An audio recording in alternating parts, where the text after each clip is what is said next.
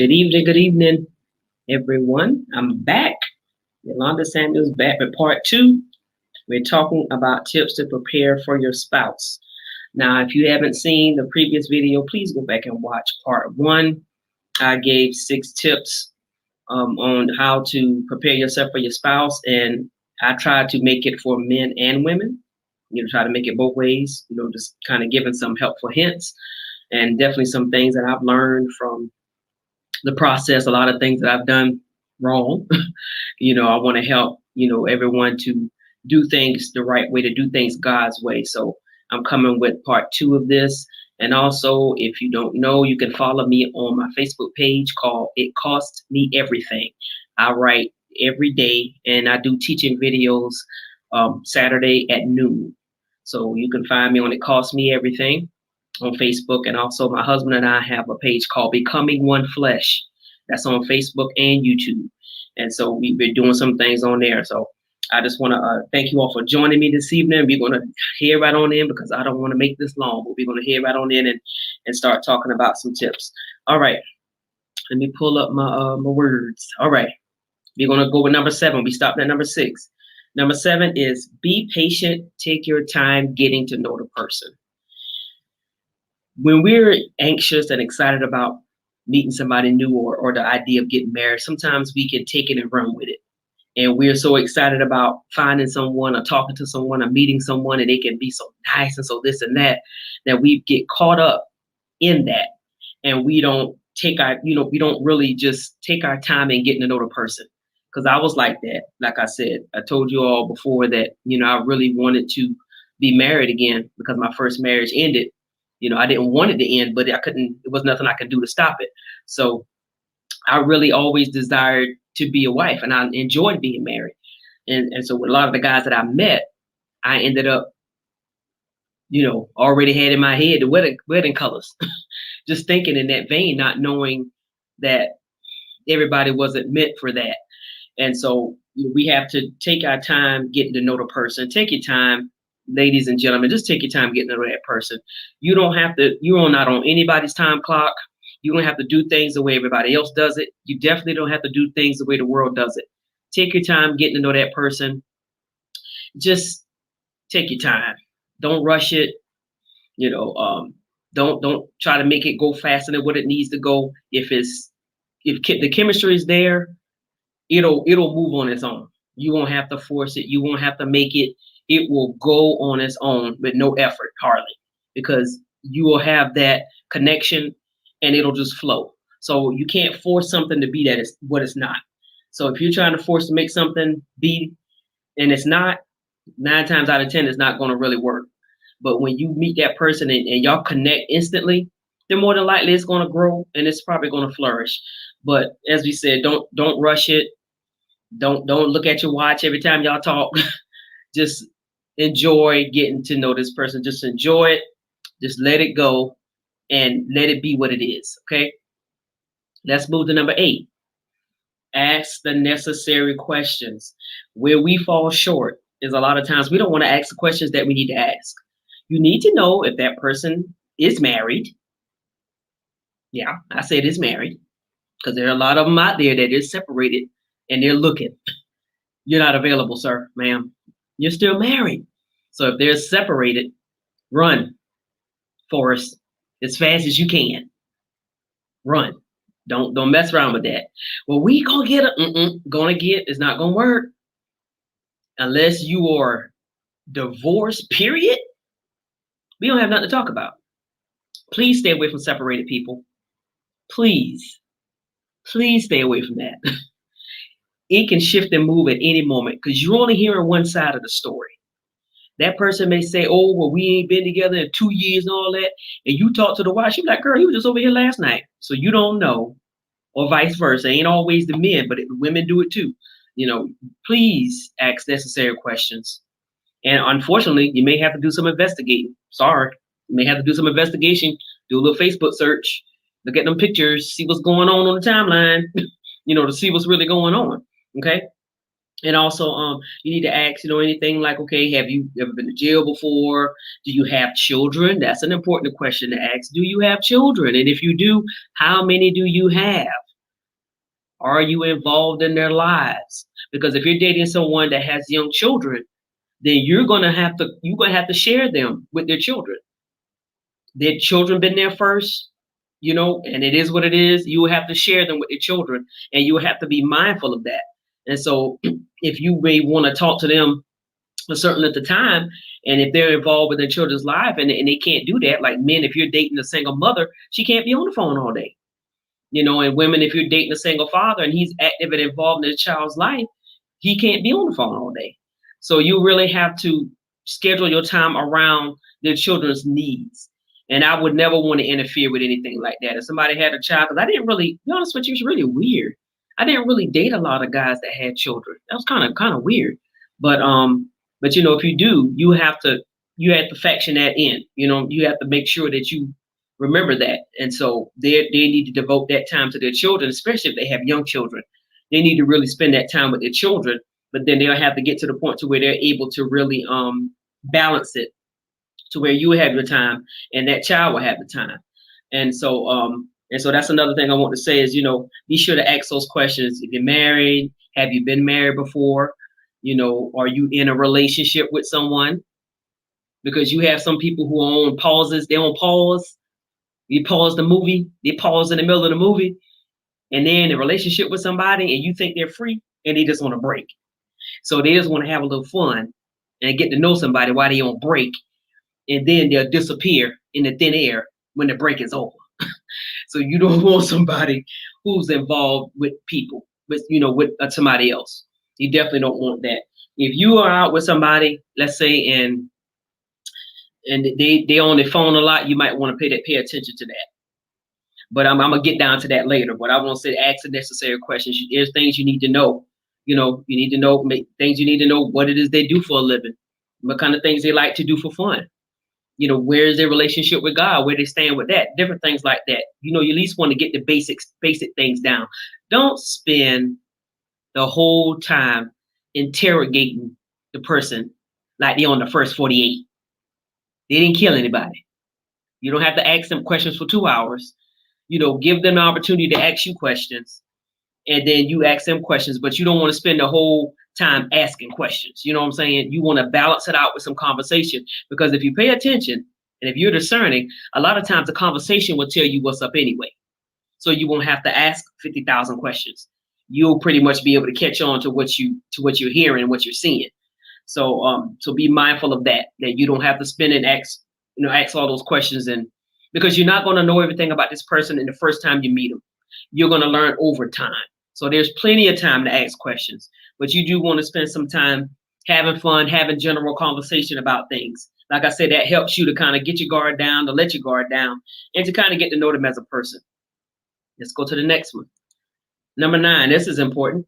Ask Holy Spirit to show you where they are and who they are spiritually. As I said before, you want to be sure if you're saved and you're living before God, you want to make sure you have somebody that's doing the same. Not talking about it. Not they don't go to church. They ain't been to church since they was 12. You want somebody who's really on fire for God. If you're on fire for God, you're definitely going to want the same. Now, this is where your discernment is going to kick in at. Because a lot of times people will tell you anything you want to hear so they can be with you. I've been there before. It's telling me all this stuff, but then probably wasn't going to show or prove anything. It was just to get me. You know what I'm saying? And so you have to be mindful of a lot of talking and no action. Because if they're talking about, oh, well, I'm going to do this and I'm going to do that, and you're not seeing it done, leave that alone. So you really want to ask Holy Spirit, Holy Spirit, who are they? Who is this person that I'm getting to know? Are they really on fire for you? Are they really in relationship with you? Or is this just something they're saying so they can get my attention? Because you have to be mindful, because people they're real sensitive. A lot of people are very sensitive. And just because somebody is saved or not doesn't mean that they don't have gifts that don't work. Because there are a lot of people who are unsaved, and they may be seers, they may be prophets. They don't know it, but they can see and discern things, and they're on point with that too. So, you have to really be mindful of those things, and just ask the Holy Spirit to show you the truth about them and who they are. So you won't go in 3, 4, 5, 6 months and then your heart get broken. So it's best to ask up front so the Lord will show you, okay, Lord, is this something that I should pursue, or is this something that I need to just kind of don't even worry about it, be just cool and we're friends? Because some relationships, some friendships, they may blossom into more, some they may not. So you have to be able to discern how far to go and whether you're wasting your time or not, or whether it's going somewhere. So that's one of the things that need to be asked up front, about where do they see themselves? Do they have a desire to be married? Do they have a desire to, have a long-term relationship or whatever? And so, and whatever answer they give you, it's not up for you to change their minds. What they say is what it is. Believe them when they say it. Don't sit here and say, "Oh yeah, you say that now. I'll weigh you down." Why would you want to do that? They said what they said. They meant what they said. So if they say they don't want to get married, leave it alone. That's the person you could be friends with, but that's not somebody that you can marry. So let it go, and ask the Lord to send you somebody who's serious about, or who's looking to get married. And so we can't try to change people's mind and think we're gonna change what they say. What they say is what it is. And so just ask the Holy Spirit, as I said, to show you, to lead you and to guide you into who they are, and or who they are maybe now, and maybe who they are coming up in the future. Because some people may know who they are, they may have an idea, and some may not have any idea. And so the Lord can use you in that way to help to draw this person closer to Christ, and also to help them see who they are. And so so it's very important to be mindful of that. Everybody's at different spiritual levels. Don't discount somebody because they may not understand things that you understand, because we grow every day, and some of us have been taught more than others, and you have to take all of that into consideration. Some of us have been taught things that we didn't know growing up, that we didn't learn in church growing up. So as we learn and we grow, as the years go by, then we become more spiritually sound, and we are open up to more things that involve the Spirit of God and how the Spirit of God works. So somebody may not understand that in that way. That's not a reason to discard them and throw them away. You could be the tool to help draw them closer to God. You could be the tool to help open their eyes and to help them grow. If nothing else, then God could use you just for that. So don't throw that person away, because if they're curious and they're asking, then that's a good sign, meaning that they really want to know and they're open to grow. But if they're dismissing it, like, man, anybody got the time to hear and all that, then they're not really interested. Okay. Number 10, set up boundaries. Please set up boundaries, you guys. Don't go, men and women, don't go to nobody's house. Don't be busting up people's houses. Don't be hanging out late at night, in person and things like that. Make sure you have somebody to hold you accountable. It's best to do things in the daytime. Unless if you're going to a movie or something like that, then you have to be real mindful of that, and you have to make sure that you don't open up the door for any temptation. If you're going to the movies or whatever, like I said, maybe y'all can meet there or something like that. If he takes you, whatever, you have to be real mindful to have those boundaries set up. You shouldn't be tonguing nobody down on the first date. Yeah, I said it. Shouldn't be tonguing them down. You just met them. You don't need to be doing all that. So, you have to set the boundaries, because remember, you teach them how to treat you. You teach them what to expect from you. So if you kissing them and carrying on the first date, then they're like, well, man, please, I ain't gonna have to marry this girl or marry. I ain't gonna have to put in no work. She ready. No, we're not doing that.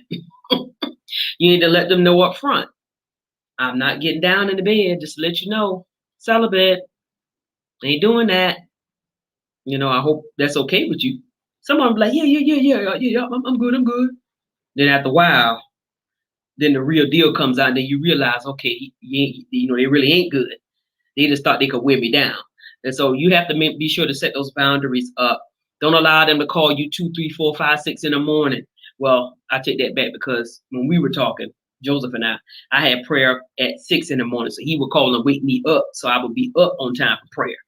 So, I take that part back, because we did talk early in the morning and before I went to work and things like that. But we weren't online, we always talk through Messenger or whatever, but we weren't talking 2, 3, 4, 5, 6 in the morning. We would talk during certain hours or whatever, and I know I would be off the phone with him probably after 10, maybe 10:30, something like that, 10:30, so I can get to bed or whatever.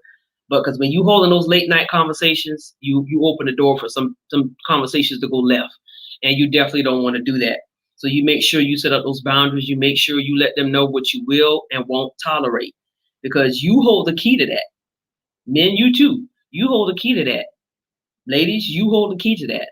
So you have to set up those boundaries. You have to let them know this is what I will do and this is what I won't do. You know, and like I said, you have to be mindful, because some people, little things may not bother them, but some people it may be a trigger for them. So you have to really, really talk. And when y'all get to that point to where it may be getting serious, then you really need to have that talk and say, look, we be getting serious. Our feelings are starting to grow. So we need to be mindful of what we do and how we do it, where we go and when we go, and make sure that we're around people, for a good majority of the time. And, and try to go out places where people will be able to see you, and you won't have to worry about falling, into temptation or into sin or whatever. Because remember, the word of God tells us that we are tempted and drawn away by our own lust. So you have to, if you know that you feeling some kind of way, don't be with this person at night. Don't be with this person in no secluded places. You make sure that y'all keep it on the phone, y'all video chat, different things like that. Try to come up with creative ways for you all to be able to spend time together to where you won't be in any trouble. And if you do come around each other, maybe you can go somewhere, like I say, in the public, at a mall or somewhere, and have lunch and hang out like that. So you'll be around people, so you will keep yourself accountable in that way. Amen. So let's go to number 11. Be honest. A lot of times we want people to tell us everything, but we're not honest about us. So be honest about who you are. Be honest about those things that you may have done, or whether you were married or any kind of things like that. You have children or whatever the case may be. Be honest about who you are. Be honest to them, because you have to give what you expect to get. It can't just be a one-sided thing. You have to let them know this is what's going on or whatever, but you don't have to tell them your whole life story, but you still need to be honest. And you need to let them know, this is where I am, this is what I'm doing, and different things like that. This is the time to be open and honest. It ain't 3, 4, 5 months down the road, then you saying, oh, I forgot to tell you I had a baby that was given up for adoption. They're going to be like, what? I know you 6 months and you didn't tell. If you know it's getting to that point to where it's getting serious, lay it all out on the table. But then another thing, you still don't want to go into every detail and every little thing that maybe went wrong in your life. Because, a lot of times they say, well, what happened in your last relationship? That's a wide open question. That's a wide open question. And, just keep it short and keep it simple, because you don't have to go into real detail. Now, probably as y'all get to know each other, if you're in anybody, you usually end up later on talking about those relationships, and you really get into detail what happened, what went wrong. Okay. But off the bat, I wouldn't go into a long explanation and all that. I wouldn't. I would just keep it simple. Well, it just didn't work out, or, we were on 2 different pages. We were just going in 2 different directions, or, they had a busy life and I just couldn't fit in, or whatever. Just keep it simple. And then later on, as you spend more time together and get to know each other, then you probably can, let more of that be known. But as I said, be honest to the person. Be honest to the person. Be very honest. Don't lie. Don't be telling no white lies and all that mess. I don't know where them colors come from. A lie is a lie. Clear, white, black, blue. You shouldn't be lying. Grown folks shouldn't be lying. You're too old to be lying. So don't lie. I can't stand that. Just tell the truth. Why am I lie for? I'm 45. Why I'm lying? I'm going to tell you the truth, because you'll find out anyway. And then if they find out, then you may lose out on somebody. So don't allow, guilt and shame over things. Don't lie. Just say, you know what? I made a lot of mistakes or whatever, but I've learned from all of them. I've learned from them, and it's made me better, or made me a stronger person. Just tell the truth. Because like I said, we love to demand truth out of people, but we don't want to give it. So you have to be willing to give it as well as you getting it. So you keep it up front and keep it honest, then they won't come back. Aha! I found out that you, and then everything going left. Just go on and tell it. So nobody can come to them and say, well, you know she did and you know he did that. You be like, hey, she already told me. I already know about it. It's all good. We already don't work that out. So that's why it's best to be as honest as possible as you can, when you get to know someone. Okay, I'm getting down to the end, guys. Number 12, don't ignore the red flags. Oh, God. When I was dating the last guy before I met Joseph, I remember my I hope I can get him. I plan to try to get him on here. My marriage counselor, Apostle Dorsey. My God, he was just a godsend for me. And one thing he told me, I was dating this guy, and like I said, I thought it was going to be it because we were best friends. I thought it was going to work, and so we were doing couples counseling, and it's like he said one thing to me. Apostle Dorsey said one thing to me. He called me dear. He said, dear, don't ignore the red flags.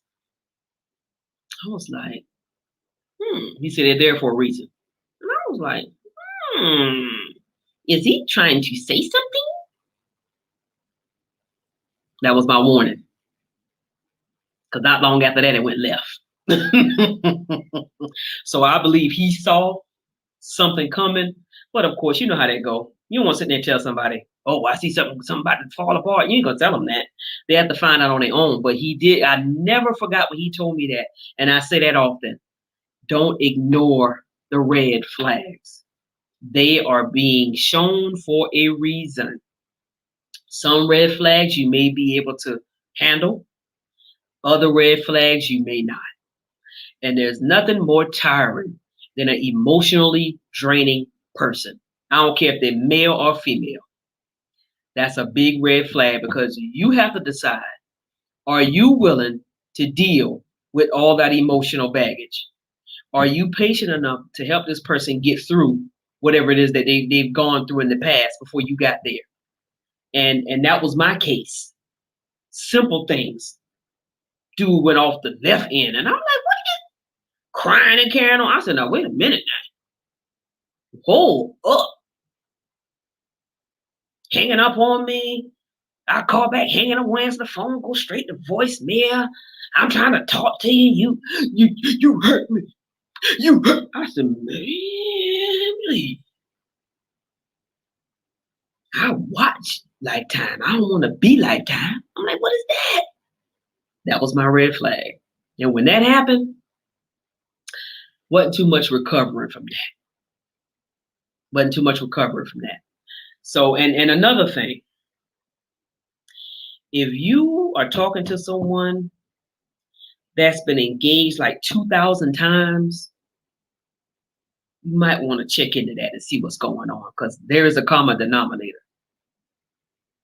Had that happen to me too. And that should have shown me why the dude never could get married. Got engaged these 3-4 times. And I kept saying, well, he's such a nice guy. Why must have been something wrong with them? But as time went on, I said, oh, never mind. I see what the problem was. They dodged a bullet. Praise the Lord. They did the right thing. And I did the right thing when I let it go. So that's a red flag. And I understand a lot of people may jump the gun and get engaged, and they probably shouldn't. And so because some people, they're hopeless romantics, and they're just really, when they love you immediately and they just want to be with you so quickly. So I can understand in some ways some people may get engaged in a hurry and not use wisdom and really know that that's what they need to do. But I'm talking about somebody that know better.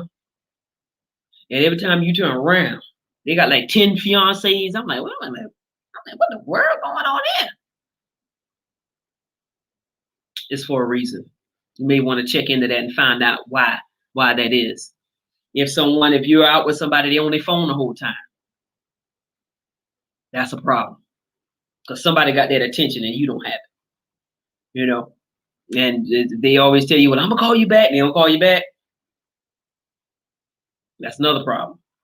Or if they keep promising you things and they're going to see you, oh, I'm going to spend time with you and all this and that, and they don't, that's another red flag. Believe what you see. Believe what you see. If you see something not adding up, believe it.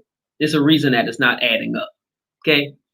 If somebody tries to, you're just dating them and they try to do this little alpha male thing on you, and oh, well, you the woman and I'm the man, and I'm gonna need you to this and that, and I'm the man, and you better run for the hills, which cometh your help.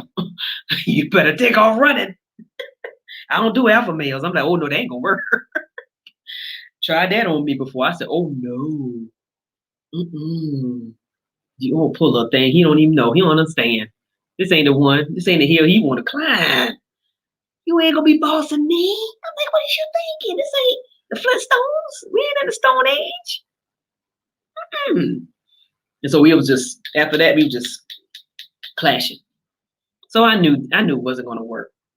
And so you have to, those are the things you have to realize, and you have to think, okay, am I willing to deal with this? Am I willing to put up with this? And if you know you're not willing to put up with that, you need to run and you need to let it go. That'd be the best thing for you. Don't even waste your time with it. Because, a lot of times when we're going through the dating phase, when you're getting to know somebody, maybe not so much dating, but getting to know somebody, maybe, I call it courting. I'm from the South. We call it courting, courting, where it ain't so much dating, but you're preparing for marriage. You ain't dating to me. You just out there just have, that's what teenagers do, in my opinion. Teenagers date. But I'm like, if I'm grown and I know that I'm preparing for marriage, oh, we need to court. Court? Yeah. That's what Joseph and I did. We courted. That was the first time I ever courted. We would be together at my mom's house. I was living with her at the time, and we would go sit in the living room and talk, or we would go to the kitchen and we would kick the dining room table. We would put puzzles together. We would look at movies in the den. We were always around. He would come down for the weekend. We would go out to eat. We would go to the park or go by the water or whatever. We were within company of people. We were courting. So that's what, if you're desiring marriage, that's what you're doing. You're courting. Okay. So, but like I said, just don't ignore what you see. You see it, believe it, ask the Lord how to deal with it. If you know it's something that's going to cause harm to you, that will disturb your peace, and that will come between your relationship with God, buckle on up out of there. Run. We ain't got time for that. And, so you have to really be real careful with that, because you want somebody who's going to be really dedicated to getting to know you, and who's going to be truthful and honest. And you don't need any drama. You don't need no baby mama drama. Because if you got somebody that has a child's mother and they just, straight tripping, or a child's father that's straight tripping, you have to decide, okay, am I willing to put up with this? That's your decision. It's your decision whether you're willing to tolerate that. Because some people can't control that relationship, because some of them are so jealous because that person's not with them anymore. So here you are in the middle of drama that you don't need to be in. So you have to make that decision. What's going to work for you and what's not going to work for you. That's for men and women. You have to make the decision. Okay. I have a bonus one. Don't introduce them to your family too soon. Make sure this will be serious before you do so. There is nothing worse than somebody bringing home 12 boyfriends. And the family start liking them, and then they gone. I'll tell you one thing. My ex and Joseph were the only two guys that I can say I brought home to my parents since, ever. Since I left home, ever. I didn't bring people I was dating around my parents. I didn't do that because I was in the military at the time, or whatever. So I didn't just bring people. I'm like, because I'm not going to just bring you around my family. They start liking you and then we break up. No, I want to make sure if I bring you around, then you the real deal. I'm not going to be, no. Because then you bring them around and they disappear, then the family want to know what happened. Then you got to go into all of that and you probably don't want to talk about it. So make sure before you bring this person home that they're serious about you. Because once you get the family involved, you getting pretty serious. Once you introduce them or bring them into your family, dynamic. You getting pretty serious, and then, like I said, your mama, daddy like them, and then they be looking. Well, we Gerald, where he at? We ain't see. Then you like, oh, we ain't work out. I liked him, and see, then you got to go through all that. Don't do it. Wait it out. Wait it out for the right time to do that, and they may want to take you to their family, because some people may bring home everybody they go out with. I wouldn't recommend that, but some people may want to do that. But that's your choice as to whether you want to do that or not. And then also when it comes to children, even though I don't have children, but I've seen a lot of situations. Don't introduce your children to somebody too soon, because then they fall in love with that person, or they get to know that person. Then and something happen, y'all don't make it, and that child will be hurt because the child will be connected. So that's why I say you have to really know where the relationship is going before you open up those doors. Make sure that this is what it is, and this is going to be something that's going to. And I know you can't always. You don't know whether something's going to be forever or not. You can say it is, but something could happen and it could end. And I understand that, but you at least want to y'all at least be going strong for at least 6 months to a year or something like that before you would do something that serious. My opinion. Now, that's my opinion. And you don't have to follow me, but you have to know that it's going somewhere. Because I would always tell my mom about the guys that I was talking to, but when they came, by the time Joseph came around, she was just kind of looking at me like, because I had so many guys I met. She was just kind of like, okay, all right. And so, I knew when I brought him around, I said, okay, this one right here, he's grown, and I think she's going to really like him because he's a grown man, got the grown kids. I said, so he ain't coming around playing no games. And so that was why I brought him around, because I really did like him, and I knew that we were gonna last and we were gonna get married. And so that was why I actually brought him home and had my family meet him. So that's why I said, make sure before you do that it's going to be worth them making the trip. Okay. One mama cooking them collard greens and pig feet, and he turned out to be a mess. So I'm sorry for that truck. There's a guy that parks his truck out back. So if you hear a loud noise, that's him coming home. He always blows his horn for his little boy. Okay. Last thing I'm going to say, Romans 8:28. Remember, all things work for your good. So regardless of the process you're going through right now, whether you went through many heartbreaks, whether you've been through divorce, whether you've been through some bad relationships, just know that all of it is going to be worth it. When you meet that person that God has for you, it will be so worth it in the end, because it was for me. It was worth all of the heartache, all the tears, all of the drama. It was worth it all. To have somebody that's good to me and that I love, and who loves me and I love him. And so it'll be worth it in the end, and it will all work out for your good. But you just have to allow the Lord to lead you on this journey, and don't rush it. Don't be, be optimistic about it. Be optimistic. Don't listen to what everybody else has to say, because they love to say, well, my best friend's sister, boyfriend, he did that. And then that has nothing to do with you. That has nothing to do with you. And if you're getting to know somebody, I wouldn't even really put it out there right away. I would kind of keep it on the low for a while you're getting to know them, because you don't want, like I said, you don't need nobody interfering and filling your head up with stuff, and they could try to throw you off of something that could be really good. So I will wait before I will let people really know who I'm talking to or what's going on. That's just wisdom. Okay. So I just thank you all so much for watching. And I pray that everyone that's watching this video, if you're preparing for marriage, or those that may have been married and they can relate to a lot of these things, I pray that you share this with somebody that that is believing God for their spouse, and just know that it is going to come to pass. It's going to happen, and don't be despaired. Don't feel like your time is never going to come. It's going to come, but it's going to come when God knows the time is right. So just keep pressing, keep moving forward, and doing what it is that you need to do, and you will be rewarded for waiting and doing things God's way. You never go wrong doing things God's way. So don't let the world convince you that you're old fashioned and you're not doing this. No, you never go wrong doing things God's way. Because I was determined, when my marriage failed, I was determined. I said, God, I can't do things the way I did it the first time. I can't. I said, I have to do things different in order for me to have a different result. And so that's why my mindset was different. That's why, I was celibate. That's why I made sure that I wasn't, doing the things that I did the first time to get what I got the first time. So if you want things to be different, if you don't want the same outcome from all the other relationships that you had, you have to do things different.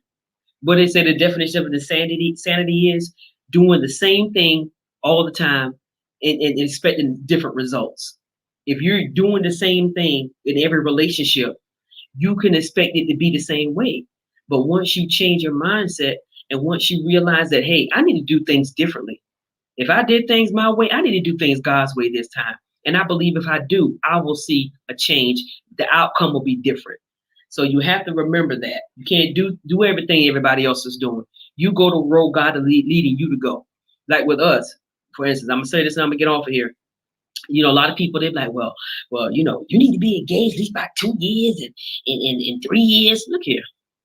Let me tell you something. I was in my 40s. I'm still in my 40s. I'm not waiting no 2-3 years. We grown. If you don't know that you want to be with me, we ain't got no business talking. I'm not waiting on 2 or 3 years for you to put me through the ringer and then change your mind. No, sir. We're going to do this and we're going to do it quick. That was me. I know you're probably like, what the world? Yes. Because, my husband's older. I'm older. He was like, what are we waiting on? His kid's grown. He got grandkids. What are we waiting on? We knew that that God joined us together. God, he put us together.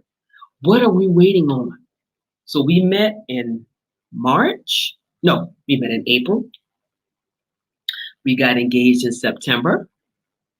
Got married in October of that same year, 2018. We weren't playing no games. Nobody come to play. It worked for us. There are a lot of people that that didn't, have long engagements. Because I don't know what you're waiting on. Well, we need to save money. Let me tell you something. How many married people out there you can guarantee them that they're never going to struggle in their finances? I don't care if they got $2 million saved up, that they're never going to struggle. Things going to happen, you guys. You roll with it as it comes. Marriage is work within itself. So if you think you're going to wait for things to be perfect for you to get married, you might not want to even try it. Don't even get married. Because things, even if things are good, you consider to be perfect and you get married. Opposition, things are going to come, sickness is going to come, things are going to happen, accident, all kind of things are going to happen because that's life. And they help to strengthen your vow and strengthen your bond. How can you have any kind of marriage and you haven't been through anything? When you've been through the tough time, the hard times of not having no money, not having jobs, don't know how you're going to eat, don't know and all those things, that's what makes marriages strong. And that's what makes married people, that's why you see a lot of people who can enjoy their marriage and they're happy because they've been through the worst. They didn't wait for a perfect time to get married.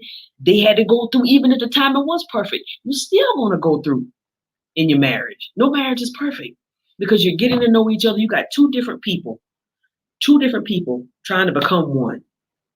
That's a process. That's a process. So you're never going to know somebody. All there is to know about them before you marry them. If you think that, you're sadly mistaken. I don't care if y'all been shacking up for 25 years. When you marry that person, it's a whole different ball game. And I've seen that too. People live together for so long, they get married and they don't even last long. I'm like, come on. So you do things how God is telling you to do things. Period. How everybody else do things has nothing to do with you. You be led of God in how you do it. That's what you do. You don't worry about what people say there. Ooh, that's fast. Ooh, y'all sure? Anybody want to hear all that? Because when we did ours, it was so secretive. People didn't even know I was in a relationship until we got engaged.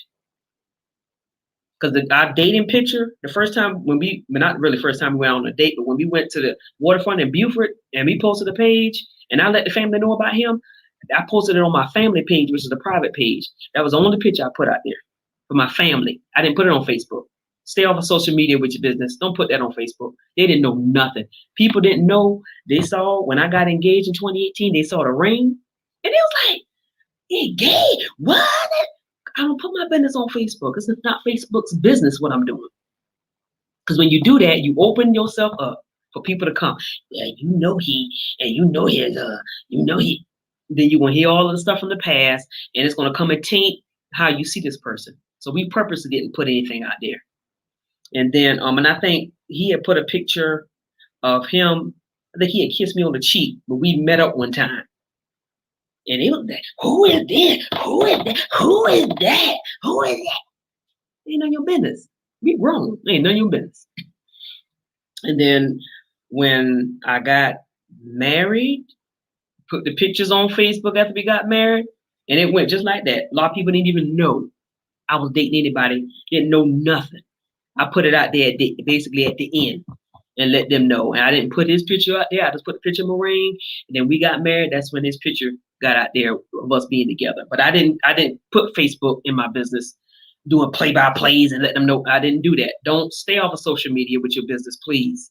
Keep your business private. I'm big on that. Keep your business private, because the more private you keep it, the less you have to worry about people's opinions. Okay? All righty. Well, I'm going to get on off of here, but I just thank God for you all joining me this evening. I pray this blessed you. And if you know somebody who may be, going through the process right now, let them listen to this video, because like I said, I had to learn through trial and error, and I don't know everything about the process, and you may listen to somebody that may tell you something different from me. That's fine. But this is my experience, what I've learned, and how I want to help some people not to make the mistakes that I did, prior to getting married to my to the one that God actually had for me. And run into all those counterfeits. A lot of these things on this list is what I've learned, is because these are some of the things that I didn't do.